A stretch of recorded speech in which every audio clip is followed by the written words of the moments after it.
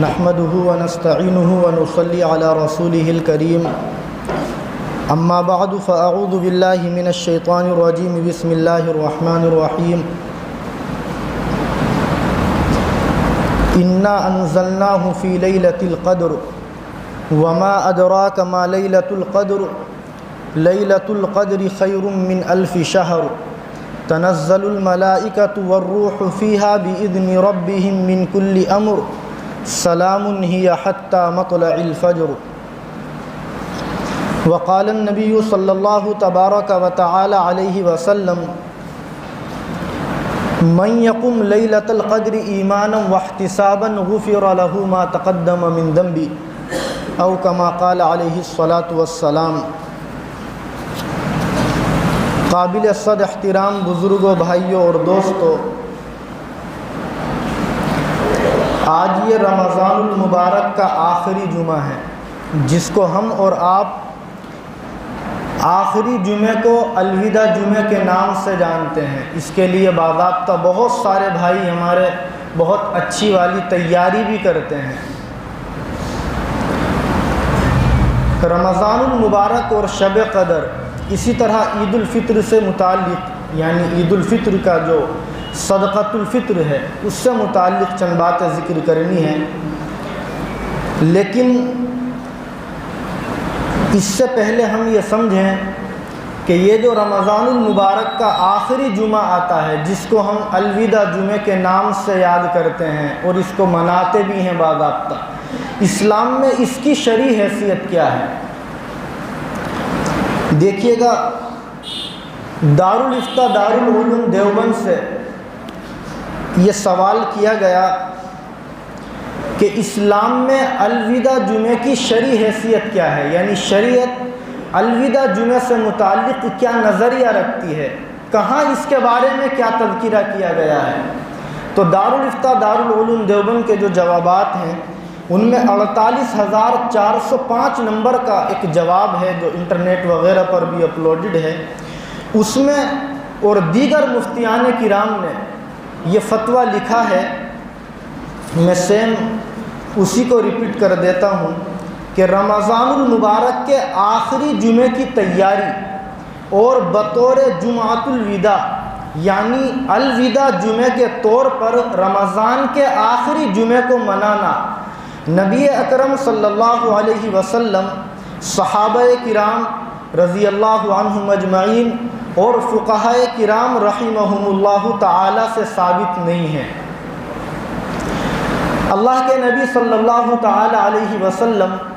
رمضان المبارک کا مکمل آخری عشرہ، جو آخر کے 10 دن ہیں، وہ مکمل 10 دن اعتکاف اور راتوں کو جاگ کر عبادت میں گزارتے تھے۔ راتوں کو صرف جاگ کر نہیں بلکہ راتوں کو جاگ کر عبادت میں گزارتے تھے، اور پورے عشرے میں یعنی آخر کے مکمل 10 دنوں میں عبادت کا اہتمام اللہ کے نبی علیہ الصلاۃ سے احادیث میں منقول ہے۔ لیکن آخری جمعے کے لیے یہ الفاظ ہم نوٹ کریں، ذہن میں رکھیں، زندگیوں میں عمل کریں اس کے اوپر کہ آخری جمعے کے لیے، الوداع جمعے کے لیے باضابطہ طریقے سے کپڑے سلوانا، اس کی تیاری کرنا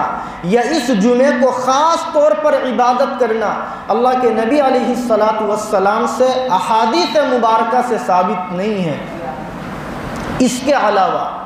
دارالفتہ دارالعلوم دیوبند یہ لکھتا ہے کہ آخری جمعے کے خطبے میں جو امام لوگ یہ الفاظ استعمال کرتے ہیں، ہمارے یہاں تو یہ نہیں ہے لیکن آج بھی جن علاقوں کے اندر تعلیمی پسماندگی ہے اور وہاں اچھے علم والے علماء نہیں ہیں، یہ پرانی پرمپرا چلی آتی ہے۔ اسی لیے دارالفتہ دارالعلوم دیوبند نے لکھا ہے کہ جمعے کے خطبے کے اندر، یعنی جو رمضان المبارک کا آخری جمعہ ہے، الوداع جمعہ ہے، اس کے خطبے میں یہ الفاظ استعمال کرنا کہ الوداع والفراق والسلام یا شہر رمضان، اس کا اردو ترجمہ بھی سنیں، پتہ نہیں کہاں سے چلایا، کس نے چلایا، کہ اے رمضان کے مہینے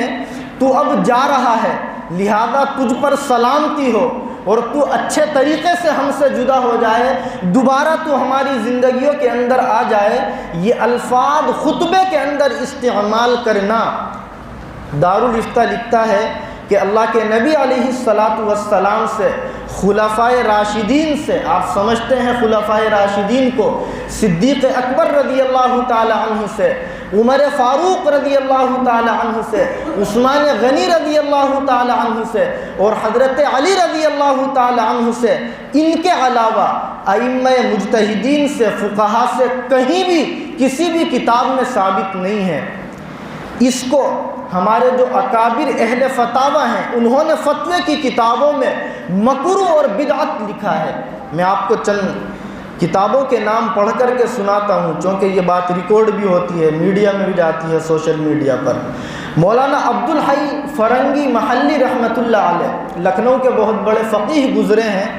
ان کی فتوے کی کتابیں ہیں مجموعۃ الفتاوی اور خلاصۃ الفتاوی۔ اس میں انہوں نے جلد 4 صفحہ 329 پر ایک چیز،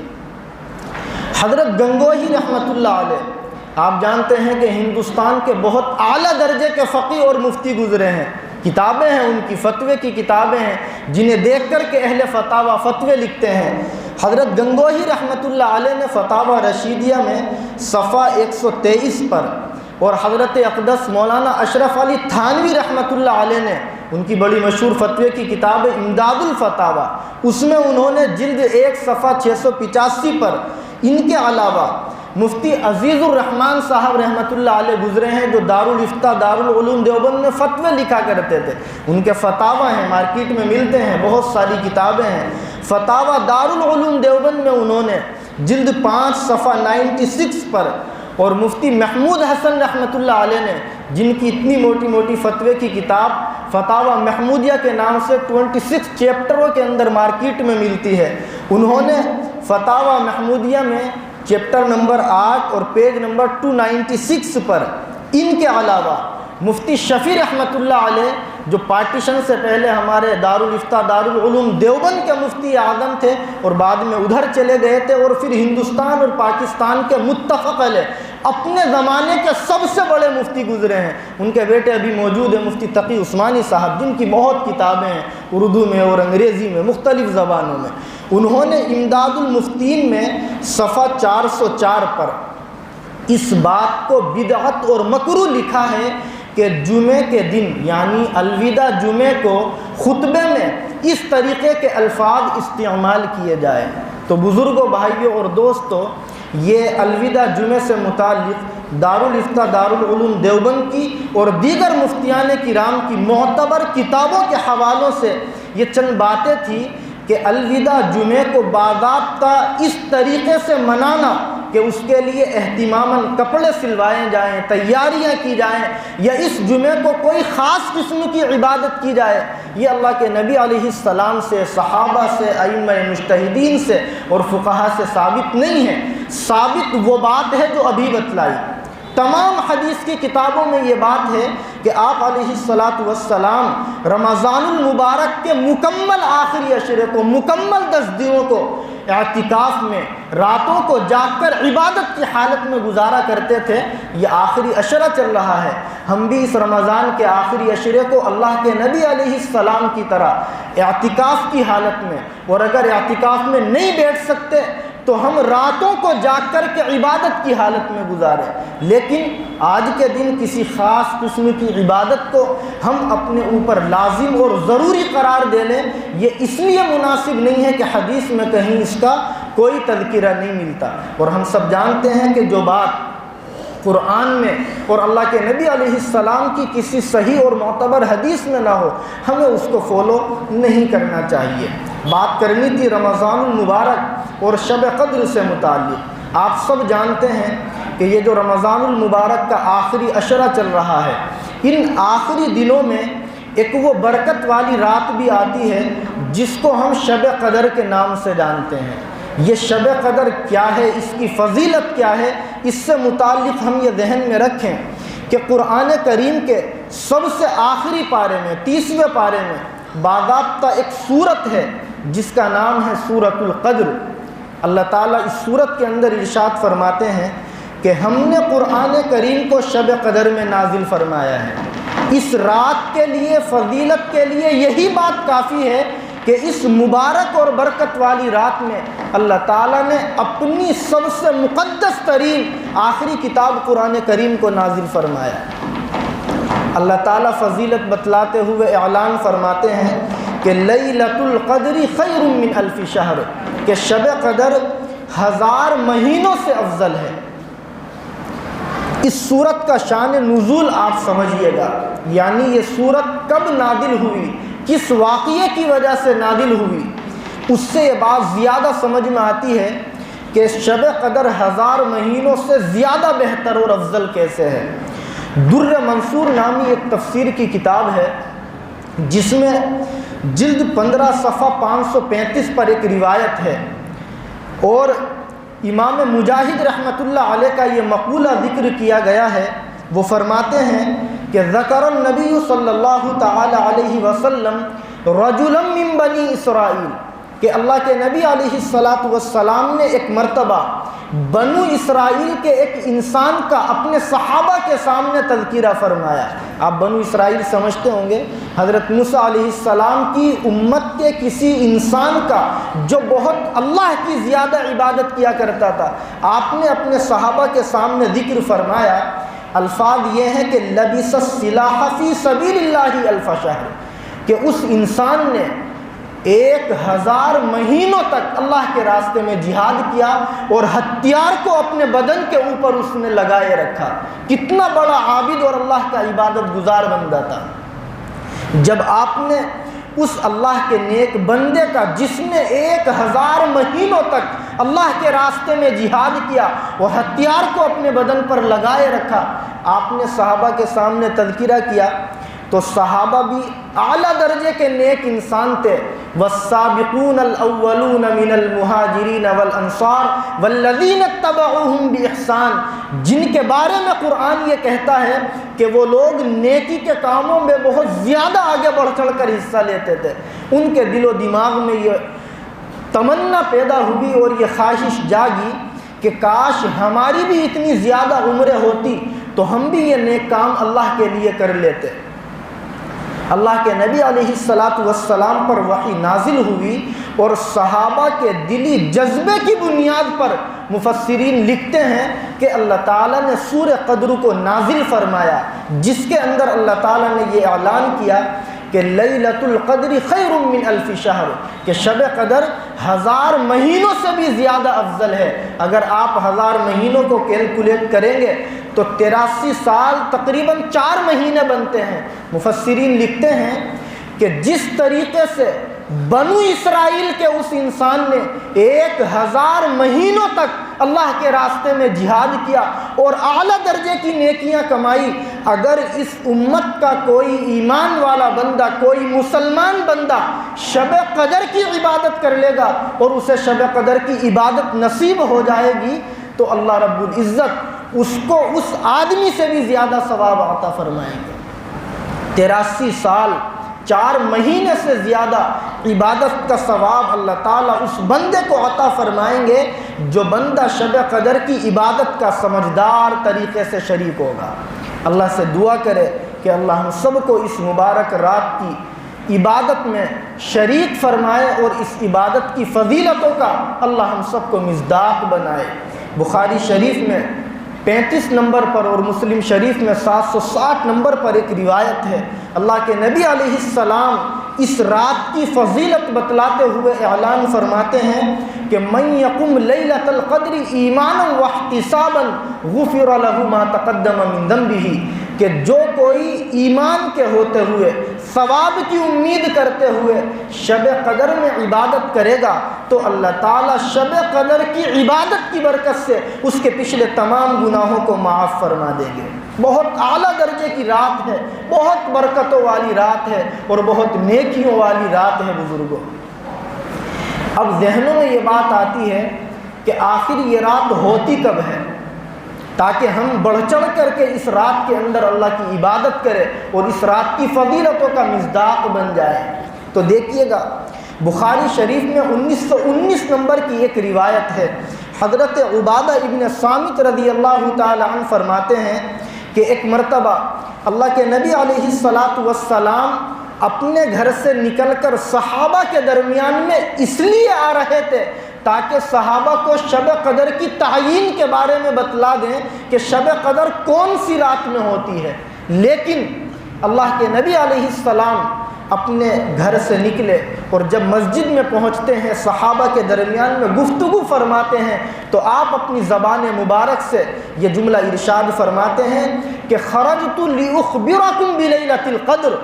کہ میں اس لیے اپنے گھر سے نکلا تھا تاکہ میں تم کو بتلا دوں کہ شب قدر کب ہوتی ہے، لیلۃ القدر کون سی رات میں آتی ہے۔ لیکن جب میں اپنے گھر سے نکلا تو میں نے دیکھا کہ فلاں فلاں انسان جھگڑ رہے تھے، لہذا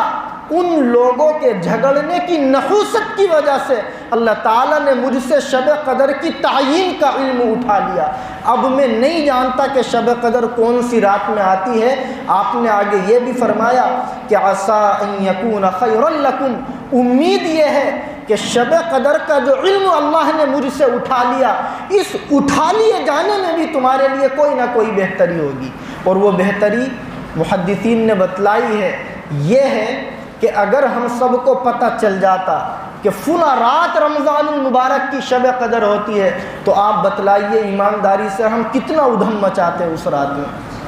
ابھی ہمیں نہیں پتہ، لیکن جو طاق راتیں ہیں جن کی حدیث میں فضیلتیں ہیں کہ ان راتوں میں تم شب قدر کو تلاش کرو، ہمارا عام راتوں کے مقابلے میں اس رات میں کیا معمول ہوتا ہے۔ مسجدوں کو ہم سجاتے ہیں، زیادہ جاگتے ہیں، ادھر ادھر ہم گھومتے پھرتے ہیں، عبادت بہت سارے لوگوں کی بات کر رہا ہوں میں، سب کی نہیں، کم کرتے ہیں، جاگتے زیادہ ہیں۔ اگر ہمیں متعین طور پر پتہ چل جاتا کہ فلاں رات شب قدر ہوتی ہے، تو ہم باقی راتوں میں شاید عبادت کم کرتے اور اسی رات کی ہم تیاری کرتے اور اس رات میں خوب بڑھ چڑھ کر کے اللہ کی عبادت کرتے۔ یہ مصلحت اور بہتری غالباً ہوگی اللہ کی، جس کی وجہ سے اللہ تعالیٰ نے شب قدر کی تعیین کا علم اپنے نبی کے سینے سے اٹھا لیا۔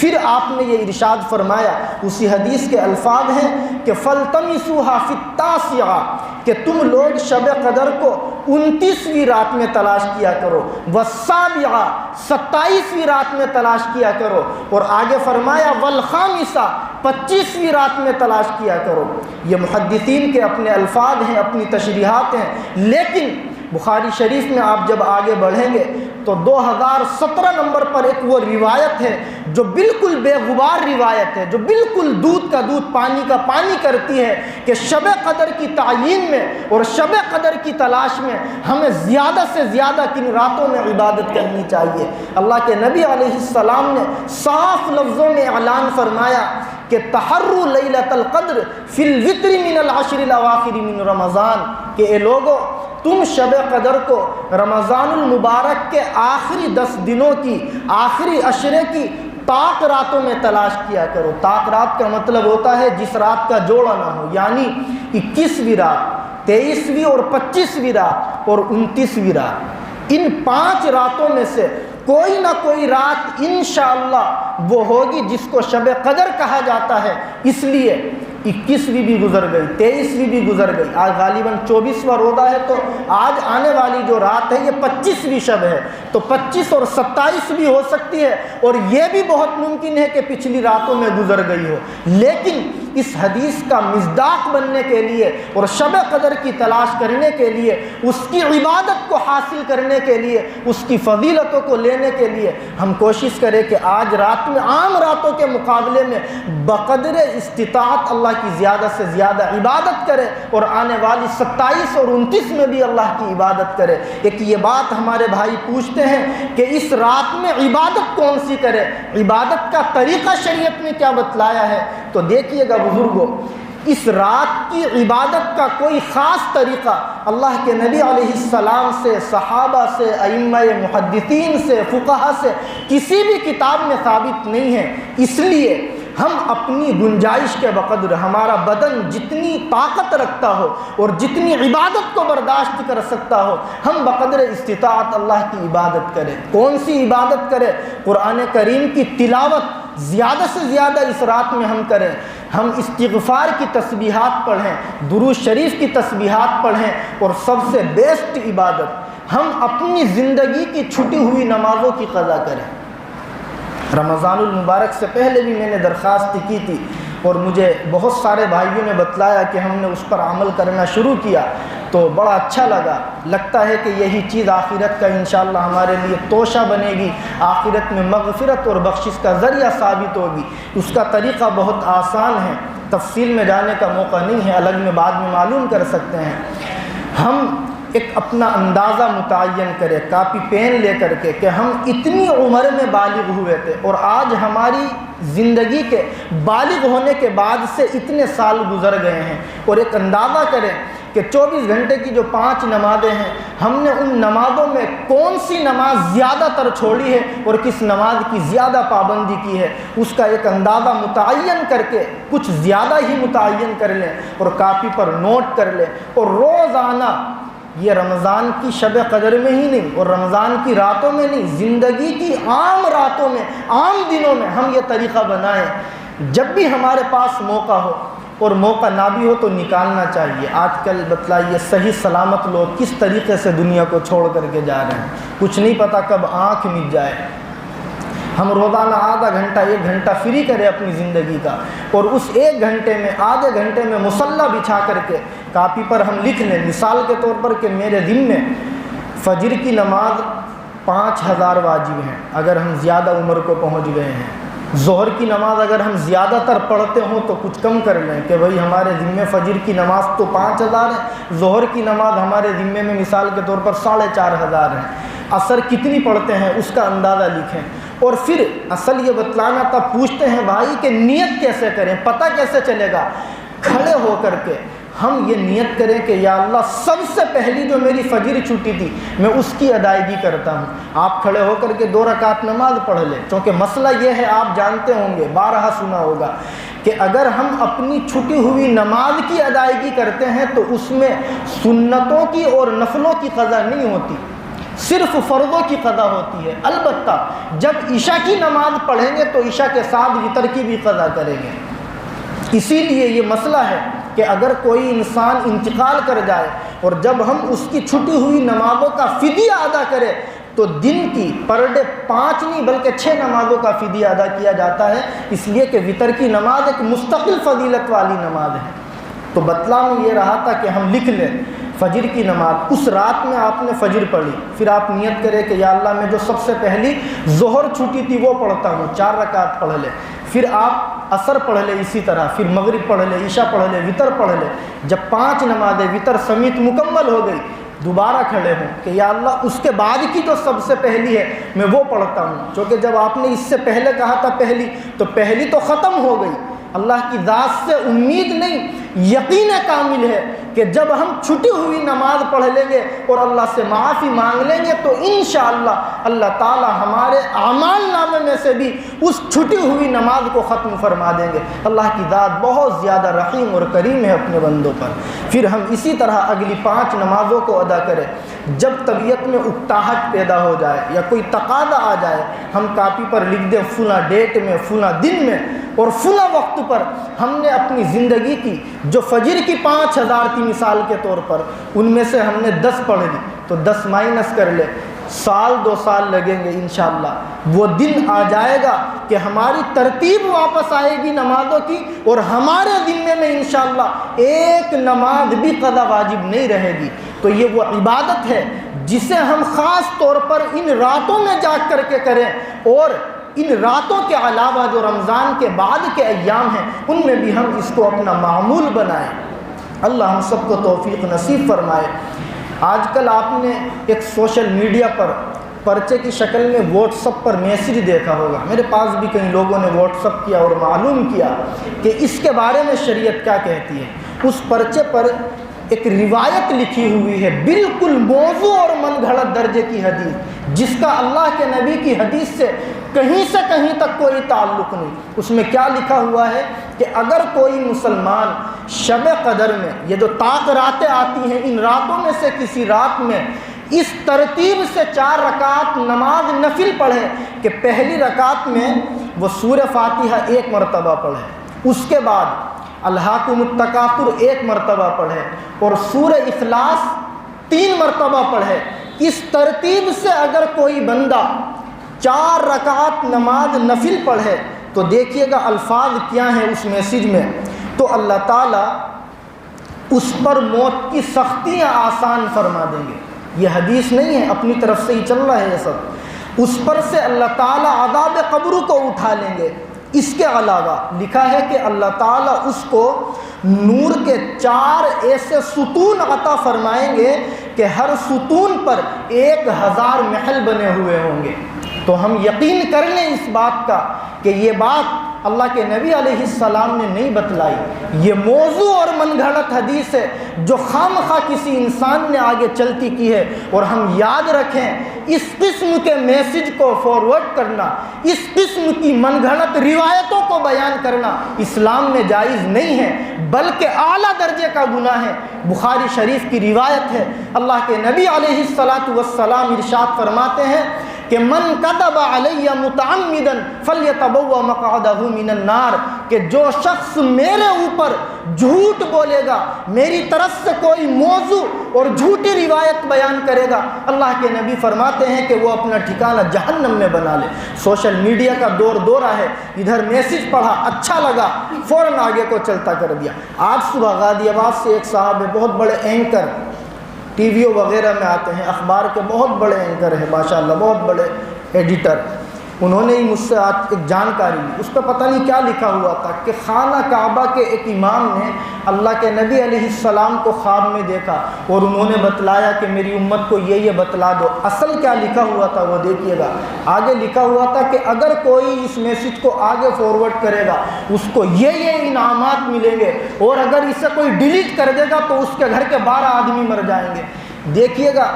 یہ سب موضوع اور من گھڑت باتیں ہیں۔ حیرت ہوتی ہے کہ ہم لوگ ایجوکیشن میں کافی آگے آ گئے، ہمارا حس بیدار ہو گیا، ضمیر جاگ گیا، لیکن آج تک ہمیں یہ نہیں پتہ چل سکا کہ کیا ایک میسج کے فارورڈ کرنے پر ہمیں جنت مل جائے گی۔ پوری زندگی ہمارا عقیدہ خراب اور پوری زندگیوں کی نمازیں ہماری الٹ سلٹ اور پوری زندگیاں ہم نے اپنے ماں باپ کو ستایا، زندگیوں میں خرافات کی، اور ایک میسج واٹس ایپ پر ہم نے ادھر ادھر کر دیا تو جنت واجب۔ اتنی سستی ہے جنت؟ یہ موضوع اور من گھڑت باتیں پلیز آپ مت شیئر کیا کیجئے۔ آپ سب کے ٹچ میں پڑھے لکھے لوگ ہیں، علماء ہیں، حفاظ ہیں، مفتیان کرام ہیں، جو اہل علم ہیں، ان سے معلوم کریں کہ اس میسج کی حقیقت کیا ہے۔ اگر معلوم ہو جائے، آپ 50 آدمیوں کو نہیں بلکہ 50 لاکھ کو ٹرانسفر کریں، فارورڈ کریں، ثواب ملے گا یقیناً، صدقہ جاریہ بنے گا، لیکن موضوع اور من گھڑت چیزوں کو بیان کرنے پر گناہ بھی برابر کا ملے گا۔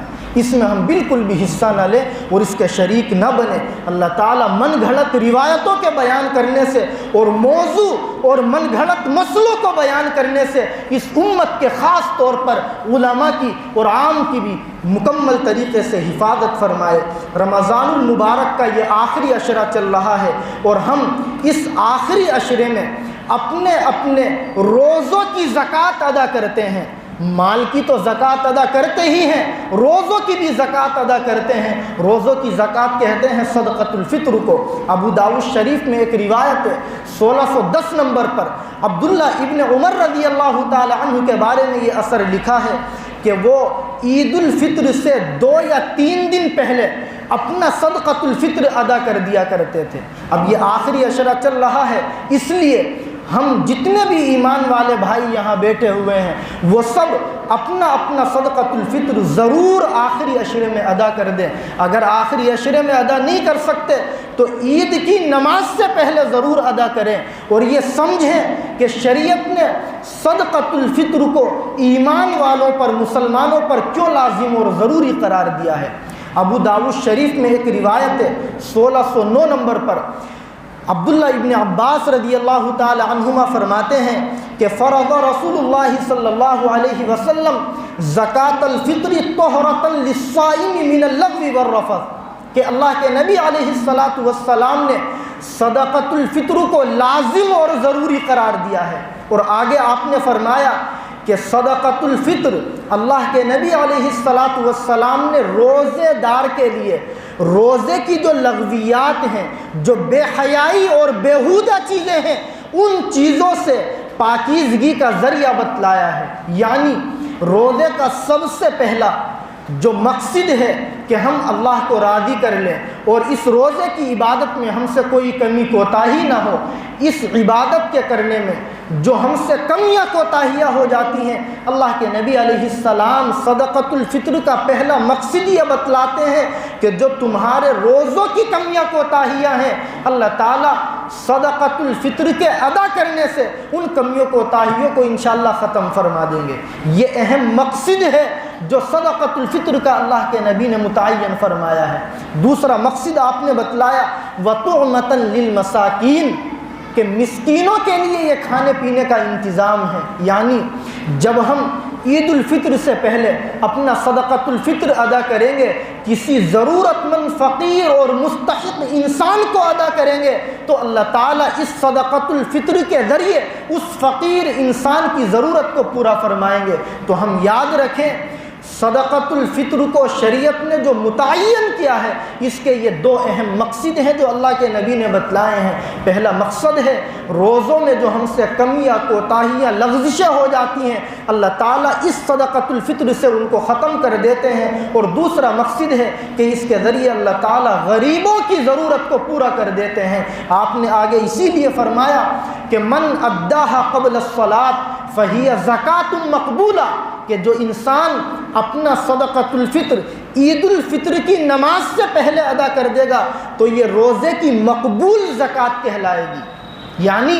یقینی طور پر انشاءاللہ جو روزے کی کمیاں کوتاہیاں تھی، اللہ تعالیٰ اس کو ختم فرما دیں گے۔ اور آگے فرمایا وَمَنْ أَدَّاهَا بَعْدَ الصَّلَاةِ فَهِيَ صَدَقَةٌ مِّنَ الصَّدَقَاتِ، کہ جو انسان اپنا صدقۃ الفطر نماز عید کے بعد میں ادا کرے گا تو اس کو بھی اللہ تعالیٰ ثواب عطا فرمائیں گے، لیکن اس کو اللہ تعالیٰ عام دنوں میں جو صدقہ کرنے پر ثواب عطا فرماتے ہیں صرف اتنا ثواب عطا فرمائیں گے۔ اسی لیے ہمارے محدثین اور فقہا یہ لکھتے ہیں کہ ہم عید الفطر کی نماز سے پہلے ضرور اپنا صدقۃ الفطر ادا کریں۔ صحابہ کا یہی طریقہ تھا۔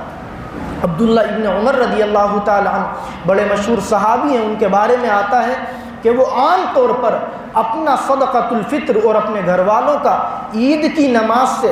2-3 دن پہلے ہی ادا کر دیا کرتے تھے۔ اب یہ بات آتی ہے کہ صدقۃ الفطر واجب کس کے اوپر ہے، تو ہم اس مسئلے کو آسان لفظوں میں ایسے سمجھیں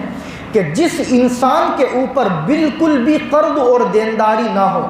اور ضرورت سے زیادہ اس کے پاس اتنے پیسے ہوں جتنے پیسوں کی 52.5 تولے چاندی اس علاقے میں مارکیٹ میں مل جاتی ہیں۔ ہم دلی میں رہتے ہیں، میں نے اس کا اندازہ کیا تو تقریباً 34,500 روپے بنتے ہیں۔ تو اگر کسی بھائی کے پاس قرض نہ ہو اور ضرورت سے زیادہ 34,500 روپے ہوں، یا 34,500 روپے کی اس کے پاس کوئی ایسی چیز ہو جو اس کی ضرورت سے زیادہ ہو، اور زکوٰۃ کے واجب ہونے میں اور صدقۃ الفطر کے واجب ہونے میں یہی 2 فرق ہیں کہ زکوٰۃ کے مال پر سال گزرنا بھی ضروری ہے، اور یہاں جو ہم مال ایڈ کریں گے اس پر سال گزرنا ضروری نہیں ہے۔ زکوٰۃ کے وجوب کے لیے مال کا بڑھتا ہوا ہونا ضروری ہے، بزنس میں مال جو ہم لگاتے ہیں، لیکن یہاں جب ہم مال کو شامل کریں گے تو اس مال کا مال نامی یعنی بڑھتا ہوا ہونا بھی ضروری نہیں ہے۔ تو خلاصہ صرف یہ ہے کہ جس بھائی کے پاس قرض نہ ہو اور ضرورت سے زیادہ، اگر وہ دلی میں ہے تو 34,500 روپے ہو یا اتنے روپے کی کوئی ضرورت سے زائد کوئی چیز ہو تو اس کے اوپر صدقۃ الفطر کی ادائیگی لازم اور ضروری ہے۔ اب ہم ایک مسئلہ یہ سمجھیں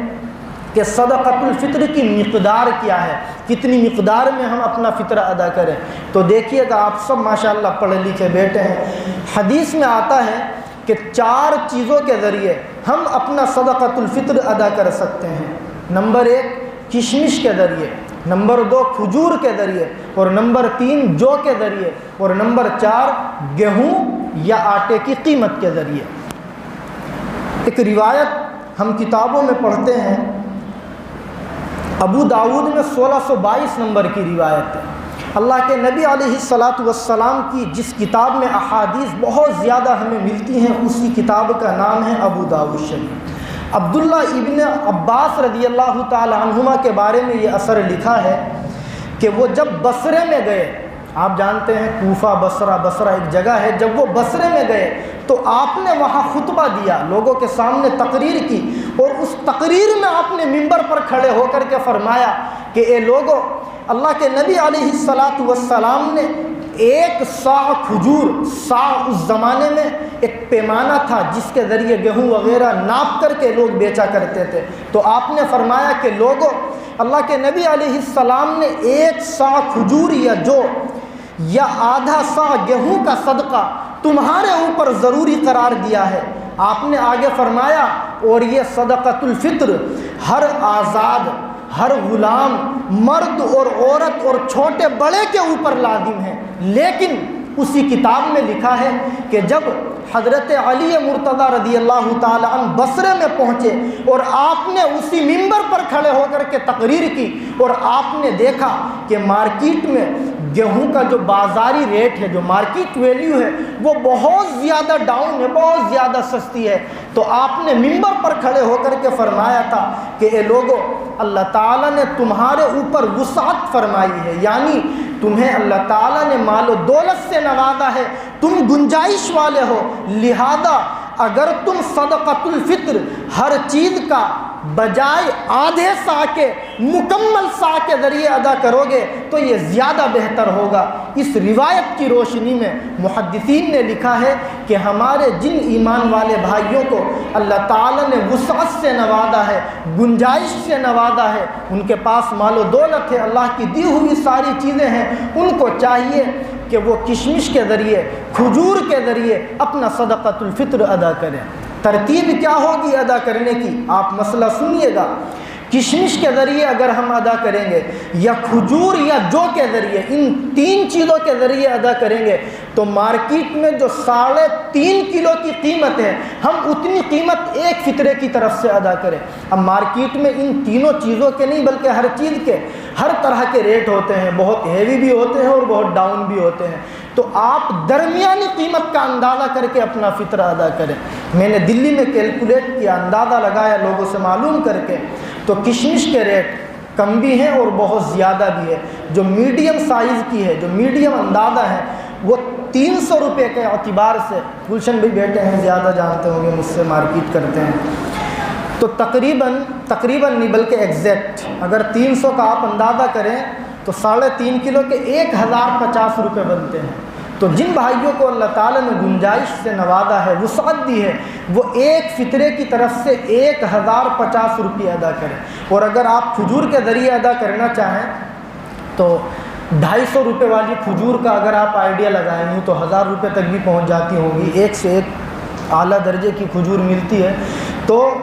750 روپے کھجور کے حساب سے بنتے ہیں جو میڈیم اندازے کی کھجور ہے، اور اگر آپ جو کے بھی میڈیم اندازے کو لگائیں تو 70 روپے بنتے ہیں، اور اگر آپ گیہوں کے ذریعے ادا کرنا چاہیں تو مارکیٹ کے جو درمیانی ریٹ ہیں گیہوں کے، اس کو پھر آٹے واٹے میں کیلکولیٹ کریں گے تو 1 کلو 574 گرام اور 640 ملی گرام، تقریباً 1.25 کلو گیہوں کی جو مارکیٹ قیمت بنتی ہے وہ 45 روپے کے آس پاس بنتی ہے۔ احتیاطاً ہم 50 روپے ادا کر دیں۔ بہت ساری باتیں سی ہوگی، کھچڑی سی بن گئی، ریپیٹ کریں، یاد کریں۔ اگر کشمش سے ادا کریں گے تو درمیانی قیمت کے اندازے سے 1050 روپے، اور کھجور کے ذریعے ادا کرے تو درمیانی قیمت کے اندازے سے 750 روپے، اور جو کے ذریعے ادا کرنا چاہیں تو 70 روپے، اور آٹے کی قیمت کے ذریعے ہم ادا کرنا چاہیں تو پھر 50 روپے ایک فطرے کے بنتے ہیں۔ اس میں ہم یہ مسئلہ بھی ذہن میں رکھیں کہ ہمارے گھروں پر جو نابالغ بچے ہیں، چھوٹے بچے، ان کی طرف سے بھی ہمارے اوپر لازم اور ضروری ہے کہ ہم صدقۃ الفطر ادا کریں، اور یہ مسئلہ بھی ذہن میں رکھیں کہ جو ہمارے گھروں پر ہماری مائیں بہنیں ہیں، ان کا صدقۃ الفطر ہمارے اوپر اگرچہ لازم نہیں ہے، فقہا نے صاف لکھا ہے کہ بیوی کا فطرہ شوہر پر لازم نہیں ہے، لیکن اگر بیوی کا فطرہ شوہر ادا کر دے، علامہ شامی رحمۃ اللہ علیہ نے فتاوی شامی میں لکھا ہے کہ بغیر اجازت کے بھی ادا کر دیا تو بھی ادا ہو جائے گا۔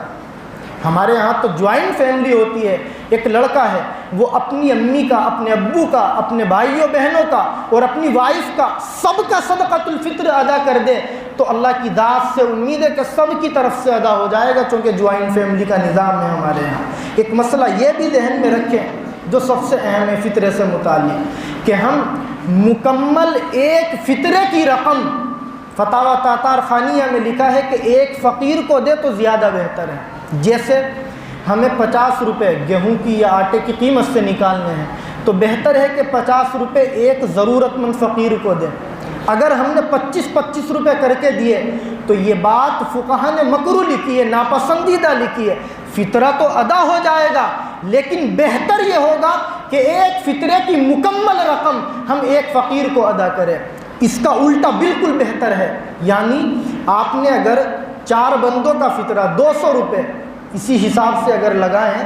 ایک ہی بندے کو دے دیے 200 روپے 4 فطروں کی طرف سے، تو یہ مکروہ نہیں ہے، بغیر کسی کراہت کے یہ جائز اور درست ہو جائے گا۔ ہمارے یہاں تو الحمدللہ سب گیہوں سے ہی نکالتے ہیں، بہت کم پرسنٹیج ہے ان بھائیوں کے جو زیادہ نکالتے ہیں، اس لیے کوشش کریں۔ ایک بھائی مجھ سے پوچھ رہے تھے غالباً کل کہ کیا مردے کی طرف سے بھی صدقۃ الفطر دیا جاتا ہے، تو ہم یاد رکھیں مردے کے اوپر صدقۃ الفطر واجب نہیں ہے، اس لیے اس کی طرف سے فطرہ نہیں دیا جاتا۔ صدقۃ الفطر ہر اس انسان پر لازم ہوتا ہے جو عید الفطر کے دن صبح صادق کے وقت ہمارے گھر میں پیدا ہو یا زندہ ہو، کیونکہ رمضان کے آخری عشرے میں ہم ادا تو کرتے ہیں لیکن واجب نہیں ہوتا، واجب ہوتا ہے عید الفطر کے دن صبح صادق کے وقت میں،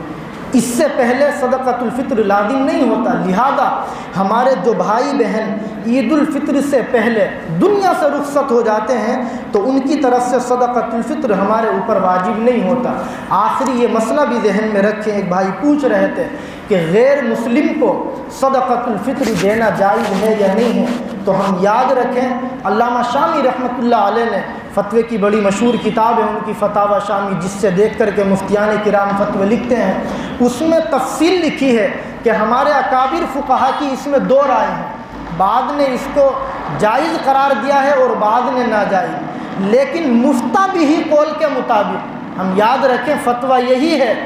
کہ غیر مسلم کو صدقۃ الفطر کی رقم سے ہمیں رقم نہیں دینی چاہیے، بلکہ کسی ضرورت مند مستحق مسلمان کو ہی دینی چاہیے۔ اور یہ یاد رکھیں جس مسلمان کو ہم زکوٰۃ کی رقم دے سکتے ہیں اس کو ہم اپنا فطرہ بھی دے سکتے ہیں۔ اب رہی یہ بات کہ غیر مسلم کا بھی تو ہمیں تعاون کرنا ہے، شریعت بتلاتی ہے کہ تمہارے پڑوس میں اگر کوئی غیر مسلم ہے تو ذات پات کو دیکھے بغیر، دھرم کو دیکھے بغیر، انسانیت کے ناطے ہمارے اوپر فرض بنتا ہے کہ ہم جہاں تک ہو سکے اس کے کام آئیں، لیکن شریعت کے دائرے میں رہتے ہوئے۔ شریعت نے کہا فطرہ نہیں دے سکتے، نہیں دے سکتے، فطرے کے علاوہ ہم چاہے لاکھوں کے ذریعے، کروڑوں کے ذریعے اپنے غیر مسلم بھائی کی مدد کرے، تعاون کرے، کرنی ہی چاہیے، لیکن جب شریعت نے ایک ہمارے اوپر دائرہ متعین کر دیا اس کے آگے ہمیں نہیں بڑھنا چاہیے۔ اور زکوٰۃ کی رقم اور فطرے کی رقم ہر اس بھائی کو دے سکتے ہیں جس کے پاس 35,000 روپے نہ ہو یا 35,000 روپے کی ضرورت سے زیادہ اس کے پاس کوئی ضرورت سے زائد چیز نہ ہو۔ لوگ مدرسے والوں پر یہ اعتراض کرتے ہیں کہ یہ لوگ فطرے کی رقم بھی لے لیتے ہیں۔ میں یہ سوال کرتا ہوں مدرسے کی حمایت میں نہیں، عام لوگوں کے اس بے جا اعتراض پر کہ آپ جو یہ مانگنے والے آتے ہیں ان کا آپ نے بیک گراؤنڈ دیکھا ہوگا، کسی کے بھی آپ پیچھے پڑھ کر کے ریسرچ کر کے دیکھیے گا، 35,000 نہیں 35 لاکھ روپے بھی بعض مانگنے والوں پر مل جائیں گے آپ کو۔ نہیں پتہ چلتا کون آدمی کس بھیس پہ ہمارے دروازے میں آتا ہے۔ اس لیے جب ہم ان لوگوں پر کوئی اعتراض نہیں کرتے تو ان مدارس اسلامیہ پر ہمیں بولنے کا، بلکہ میں یہ جملہ کہوں تو بیجا نہیں ہوگا کہ بھونکنے کا کوئی حق نہیں ہے، جن مدارس کا احسان ہماری نسل قیامت تک نہیں بھلا سکتی۔ آج یہ مدارس کی دین ہے جو ہمارے درمیان میں مسئلے بتلانے والے علماء مسجدوں کے اندر موجود ہے۔ آپ نے اندلس کی تاریخ پڑھی ہوگی، جہاں ہماری توتی بولتی تھی، 800 سال اسلامی حکومت تھی، آج وہاں کھلم کھلا مسلمان نماز نہیں پڑھ سکتے، وجہ مدارس کا بند ہونا ہے۔ اس لیے اعتراض بالکل نہ کرے۔ جس مدرسے کے اندر جینون باہر کے ضرورت مند مستحق بچے ہیں، ہم وہاں ان بچوں کو جا کر کے یا ان کے ذمہ داروں کو جا کر کے براہ راست صدقۃ الفطر دے سکتے ہیں۔ ایک ضرورت مند مانگنے والے کے اوپر جب ہمارا صدقۃ الفطر لگ سکتا ہے تو مدرسے کے اندر ایک فقیر اور ضرورت کے مند بچے کے اوپر ہمارا صدقۃ الفطر کیوں نہیں لگ سکتا؟